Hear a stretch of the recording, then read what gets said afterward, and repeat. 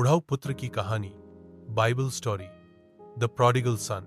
यीशु मसीह ने यह दृष्टांत पैराबल अपने शिष्यों को यह समझाने के लिए सुनाया कि परमेश्वर कैसे अपने खोए हुए बच्चों को प्रेम और दया के साथ वापस स्वीकार करता है। एक बार की बात है, एक धनी व्यक्ति के दो पुत्र थे। छोटे पुत्र ने अपने पिता से कहा, पिताजी, मुझे मेरी संपत्ति का हिस्सा अभी दे दीजिए। पिता ने उसकी मांग मान ली और उसे उसका हिस्सा दे दिया। कुछ दिनों बाद वह छोटा पुत्र सब कुछ लेकर दूर देश चला गया। वहां उसने अपनी संपत्ति को उड़ा दिया। बुरे दोस्तों, शराब और ऐशो आराम में जब उसकी सारी दौलत खत्म हो गई, उस देश में भारी अकाल पड़ा। वह बहुत गरीब हो गया और उसे एक किसान के यहाँ सुअरों को चारा खिलाने का काम करना पड़ा। भूख के कारण वह सुअरों का खाना भी खाने को तैयार था।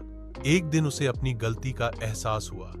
उसने सोचा, मेरे पिता के नौकर भी मुझसे अच्छा खाते हैं। मैं उनके पास वापस जाकर कहूंगा, पिता, मैंने स्वर्ग और आपके विरुद्ध पाप किया है। मुझे आपका पुत्र कहने के योग्य नहीं, पर एक नौकर के रूप में रख लीजिए।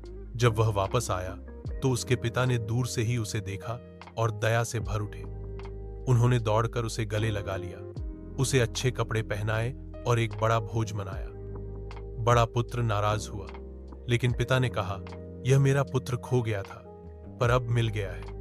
वह मरा हुआ था, अब जीवित हो गया है। शिक्षा, यह कहानी हमें बताती है कि चाहे हम कितनी भी गलतियां करें, अगर हम सच्चे मन से पछताते हैं और वापस लौटते हैं, तो परमेश्वर हमें प्रेम पूर्वक स्वीकार करते हैं। अगर आप चाहें, मैं इसका बच्चों के लिए सरल संस्करण या एक नाट्य रूपांतरण भी बना सकता हूं। कहानी अच्छी लगी हो, प्लीज लाइक करें और शेयर करें।